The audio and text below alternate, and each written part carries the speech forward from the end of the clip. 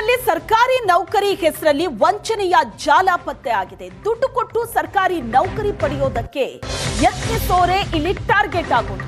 ತುಮಕೂರಿನಲ್ಲಿ ಸರ್ಕಾರಿ ನೌಕರಿ ಹೆಸರಲ್ಲಿ ವಂಚಿಸುವಂತಹ ಜಾಲ ಪತ್ತೆ ಆಗಿದೆ. ದುಡ್ಡು ಕೊಟ್ಟು ಸರ್ಕಾರಿ ನೌಕರಿ ಪಡೆಯೋದಕ್ಕೆ ಯಾರ್ಯಾರು ಪ್ರಯತ್ನ ಪಡ್ತಿರ್ತಾರೋ ಅಂತವರನ್ನೇ ಟಾರ್ಗೆಟ್ ಮಾಡ್ತಾರೆ. ಸರ್ಕಾರಿ ನೌಕರಿಯ ನಕಲಿ ಆದೇಶ ಪತ್ರವನ್ನ ತಯಾರಿಸೋ ಜಾಲ ಪತ್ತೆ ಆಗಿದೆ. ಸಚಿವ ಪರಮೇಶ್ವರ್ ಆಪ್ತನ ತೋಟದಲ್ಲಿ ನಡೀತಾ ಇದ್ದಂತ ವಂಚನೆ ಜಾಲ. ಪರಮೇಶ್ವರ್ ಆಪ್ತ ವಾಲೆ ಚಂದ್ರು ತೋಟದ ಶೆಡ್ನಲ್ಲಿ ನಡೀತಾ ಇದ್ದಂತಹ ಕೆಲಸ ಇದು.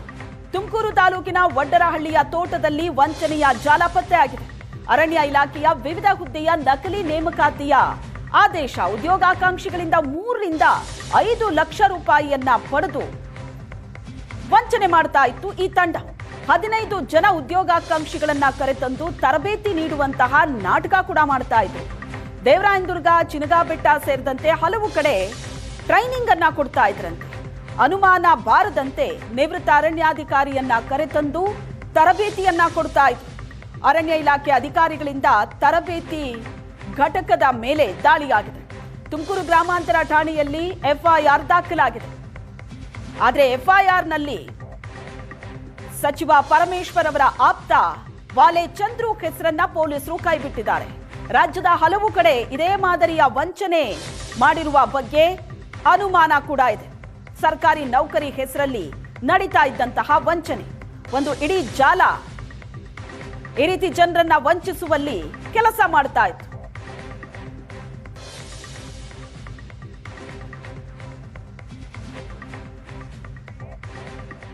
ಹಾಗಾಗಿ ನಾವು ಆ ಸಂಜೆ ನೋಡಿದಾಗ ಜಿಲ್ಲೆಯ ಒಂದು ರಾಜ್ಯಾದ್ಯಂತ ಇರ್ತಕ್ಕಂಥ ಬೇರೆ ಬೇರೆ ಜಿಲ್ಲೆಯಲ್ಲಿ ಇರ್ತಕ್ಕಂಥ ಇವ್ರು ಬಂದು ವ್ಯಕ್ತಿಗಳು ವಿಚಾರ ಮಾಡಿದಾಗ ನಮಗೆ ತರಬೇತಿಗೋಸ್ಕರ ಕರ್ಕೊಂಡು ಬಂದಿರೋ ಅನ್ನೋ ಮಾಹಿತಿ ನಮಗೆ ಬಂದಿದೆ.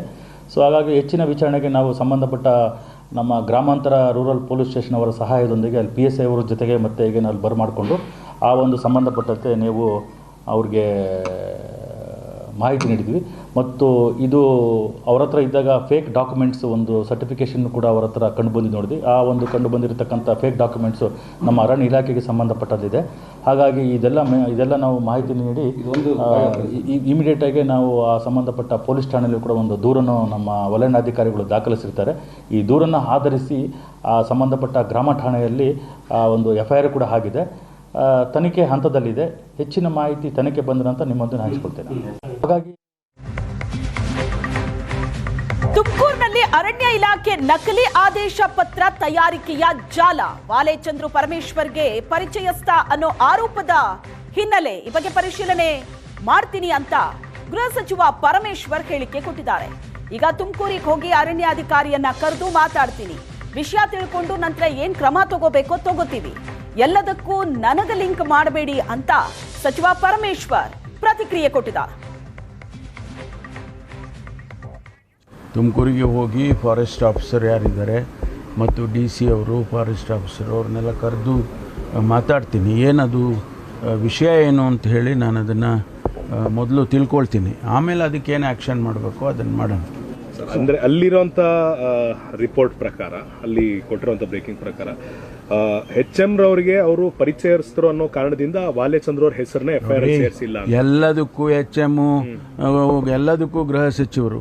ಈಗ ನಮ್ಮ ಕಾಲೇಜಲ್ಲಿ ಅದೇನೋ ಒಂದು ಇನ್ಸಿಡೆಂಟ್ ಆದ ಅದು ಗೃಹ ಸಚಿವರು. ಏನು ಗೃಹ ಸಚಿವರು?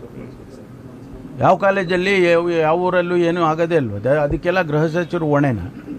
ಗೃಹ ಸಚಿವರು ಏನು ಮಾಡಬೇಕು ಕಾನೂನು ಚೌಕಟ್ಟಲ್ಲಿ ಮಾಡ್ತಾರೆ. ಅದನ್ನು ಸುಮ್ಮನೆ ಅದನ್ನು ಅನವಶ್ಯಕವಾಗಿ ಪ್ರಚಾರಕ್ಕಿಡೋದು ಅದು ಸರಿ ಕಾಣಿಸೋದಿಲ್ಲ. ಯಾಕೆ ಹಂಗೆ ಮಾಡ್ತಾರೆ? ನಿಮಗೂ ಎಲ್ಲ ರೆಸ್ಟ್ರೆಂಟ್ ಇರಬೇಕು. ನೀವೇನಾದರೂ ಇದ್ದರೆ ಆಯ್ತಪ್ಪ, ನೇರವಾಗಿ ಅದೊಂದು ಇನ್ಸಿಡೆಂಟ್ ಆಗಿದೆ, ನಾನು ನೇರವಾಗಿ ಹೊಣೆನ ಅದಕ್ಕೆ ಕಾಲೇಜ್ ಅಥಾರಿಟೀಸು ಹ್ಯಾಂಡಲ್ ಮಾಡ್ತಾರೆ. ಅದನ್ನು ಅವ್ರನ್ನ ತೊಗೊಂಡಿದ್ರು, ಅವ್ರು ರಿಕ್ರೂಟ್ ಮಾಡ್ಕೊಂಡಿದ್ರು, ಇದು ವೆಲ್ ಕ್ವಾಲಿಫೈಡ್ ಮ್ಯಾನ್ ಅಂತ. ಅವರು ಈ ರೀತಿ ಎಲ್ಲ ಇನ್ವಾಲ್ವ್ ಆಗಿದ್ದಾರೆ ಅಂದಾಗ ಅದಕ್ಕೇನೋ ಒಂದು ಡಿಸಿಪ್ಲಿನರಿ ಆ್ಯಕ್ಷನ್ ಇರುತ್ತೆ. ಇಲ್ಲ ಅಂದರೆ ಅವ್ರನ್ನ ಕಾಲೇಜಿಂದ ಟರ್ಮಿನೇಟ್ ಮಾಡಿ ಕಳಿಸ್ತಾರೆ. ಈಗಾಗಲೇ ನನಗೆ ಗೊತ್ತಾದ ಹಾಗೆ ಅವ್ರನ್ನ ಟರ್ಮಿನೇಟ್ ಮಾಡಿದ್ದಾರೆ ಕಾಲೇಜಿಂದ. ಅದನ್ನು ದೊಡ್ಡದಾಗಿ ಏನು